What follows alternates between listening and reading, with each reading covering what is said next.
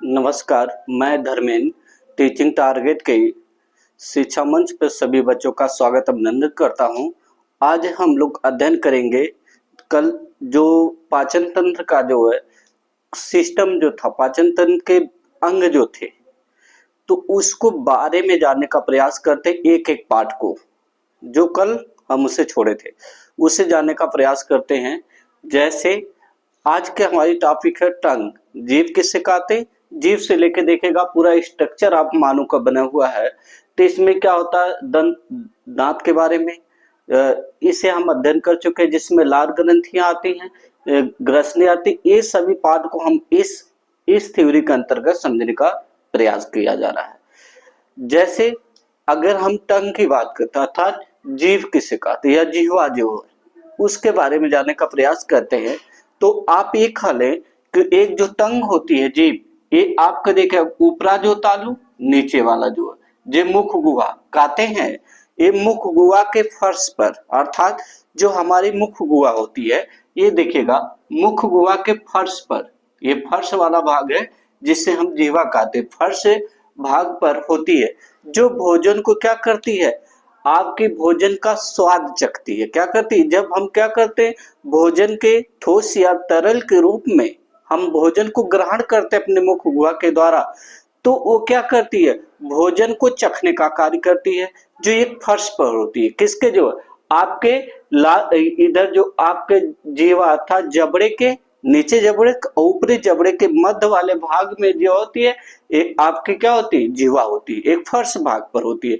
जो भोजन को क्या करती है, स्वाद को चखने का कार्य करती है, और भोजन को क्या करती है, आपके भोजन को उसी समय अर्थात कह ले भोजन चबाते समय उसको, जब भोजन के चबाए हुए भोजन को उसे उलट ले, मतलब क्या करती है, कर उलटती और पलटती रहती है। क्या करती, भोजन को उलटती और पलटती रहती है, और जिससे क्या करती है, उसमें लार को क्या, लार मिलाने में क्या करती है, सहायता करती है, लार को मिलाने में सहायता करती है कौन, जीवा।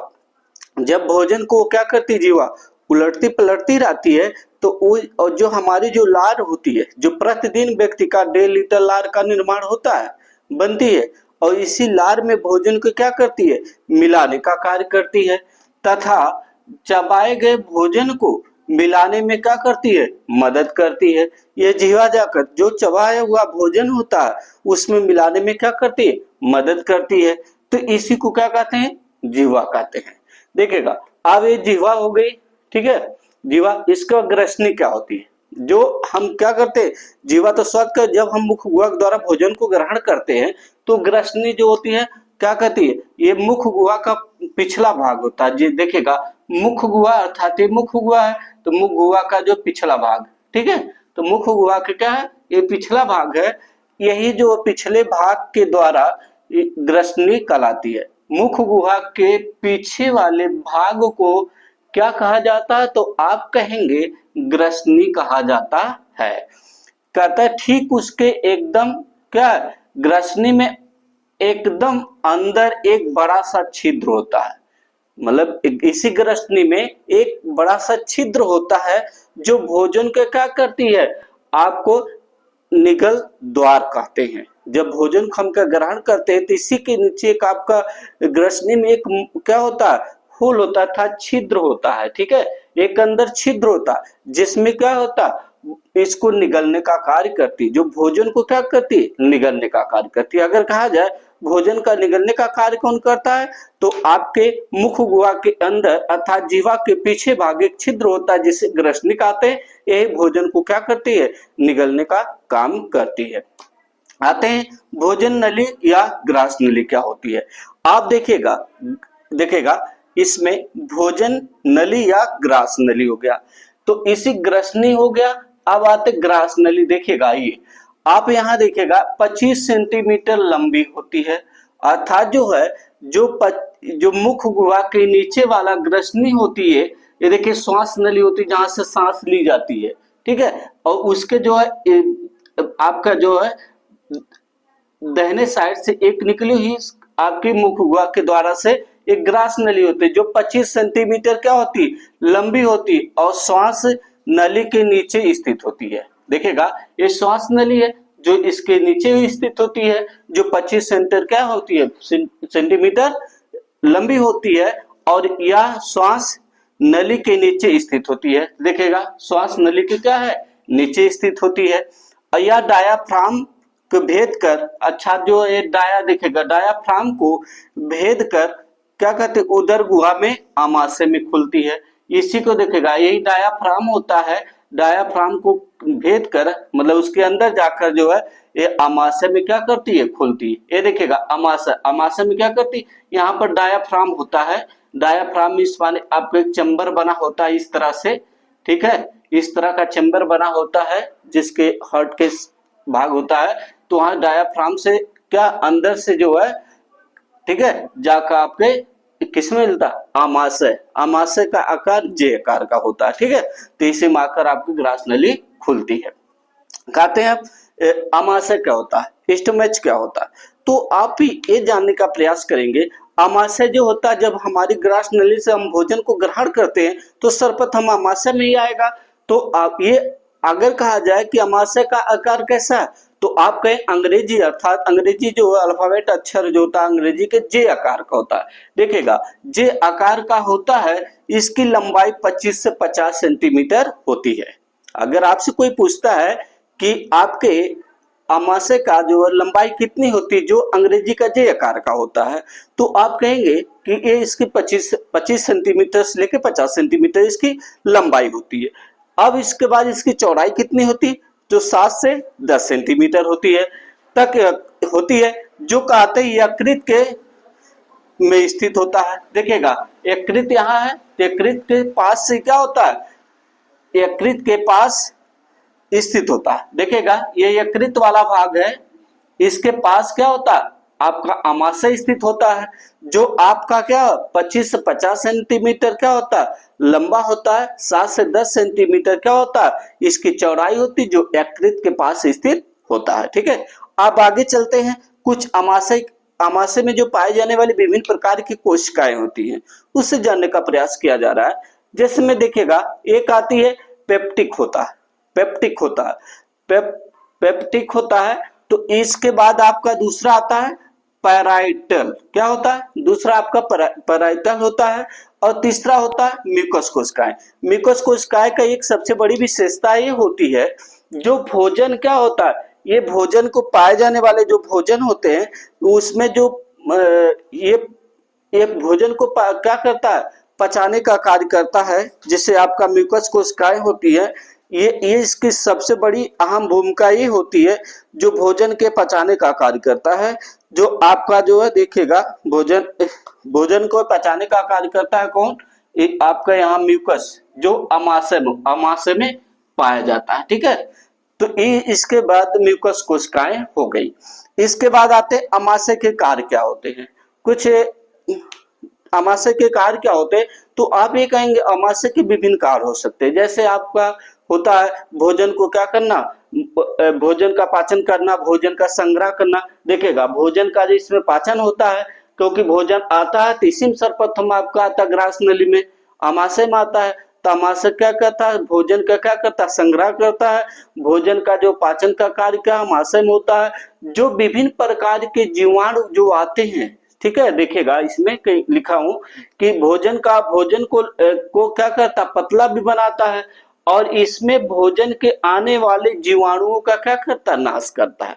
जो हम क्या करते हैं भोजन के साथ, ये थोड़ा हम एकदम अच्छा ही भोजन करते हैं, उसमें किसी प्रकार के जीवाणु नहीं होते, लेकिन उसके साथ साथ जो कुछ भोजन में आते हैं, ठीक है, जीवाणु के रूप में, तो क्या करता, आमाशय क्या करता, उसके भोजन को में पाए जाने वाले जीवाणुओं को क्या करता, नष्ट कर देता है। और भोजन को पतला भी करता, नष्ट करता है, और लुई जैसा बना देता है। अच्छा कहते हैं कि लुई जैसा, अर्थात एक गुंबद का अर्थ था। देखिएगा इस तरह एक लुगदी जैसा बना देता है, ठीक है, तो बना देता है, जैसा बनता है, और भोजन के साथ जीवाणुओं को क्या करता है, नाश कर देता है। ये आपका क्या है, आपका आमाशय। देखिएगा ये आमाशय की संरचना, इसमें ये सारी क्रियाएं होती हैं, ठीक है।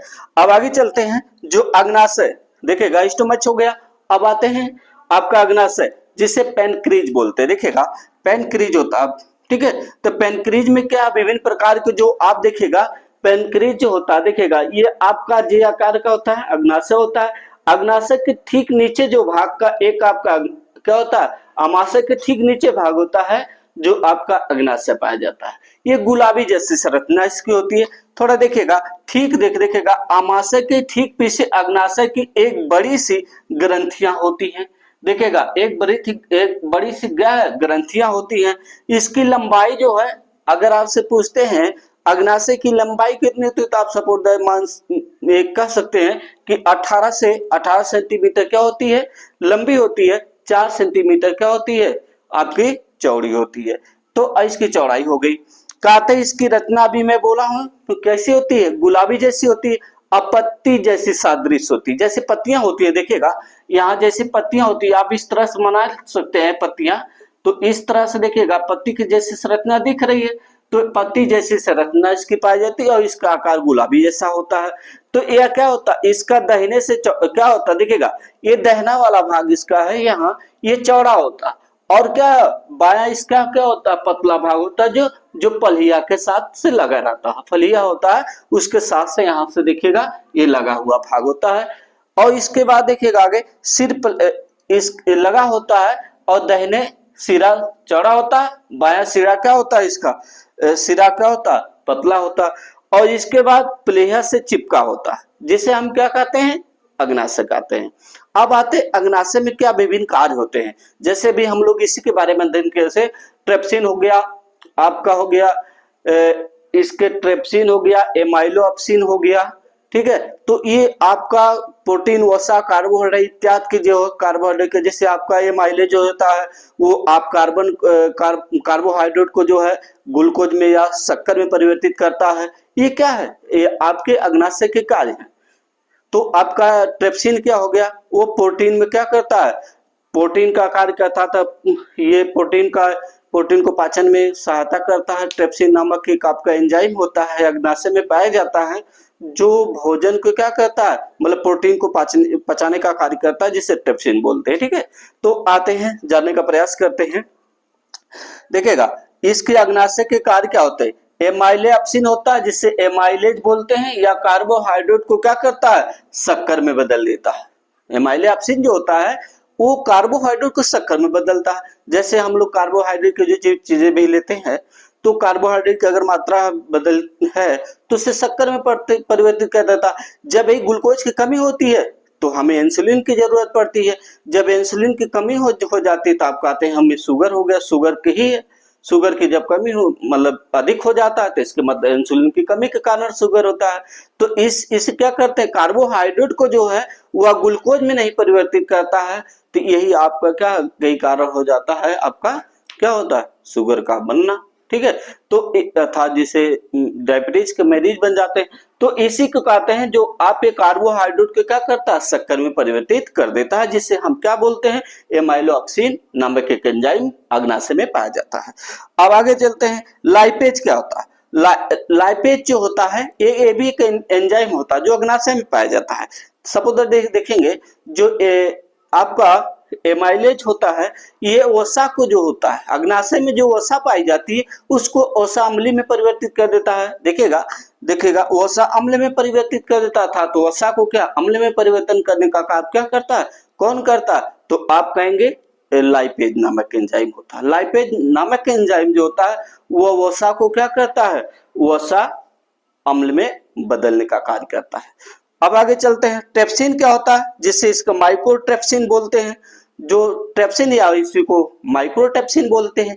तो ये क्या करता है, ये आप एंजाइम को क्या करता है, प्रोटीन में बदल देता है। मतलब क्या करता है, एंजाइम जो होता है प्रोटीन का पाचन करते हैं। मतलब क्या होता है, जो प्रोटीन होता है, जो अभी हम बदलने का कार्य करते हैं, ये नहीं होता, मतलब बदलना नहीं, इससे क्या करता है, जो प्रोटीन होता है उसको क्या करता है, ट्रिप्सिन नामक एंजाइम जो प्रोटीन का क्या होता है, अग्नाशय में पाए जाने वाले प्रोटीन का क्या करता है, पाचन करता है। तो ये इसको समझ सकते हैं। इस तरह से जो ट्रिप्सिन होता है या माइक्रोट्रिप्सिन होता है या इसको कह सकते हैं ट्रिप्सिन नामक जो एंजाइम होता है, वो आपके जो अग्नाशय में जो पाए जाने वाले प्रोटीन है उसको पाचन का कार्य करता है। ठीक है, तो ये सभी चीजें रह गई आपकी जानने का प्रयास करते हैं। ये भी आपका कार्बोहाइड्रेट को शक्कर में बदलने का कार्य करता है, जिसे एमाइलो ऑक्सीजन कहते हैं। तो ये आप इस तरह से देख सकते हैं।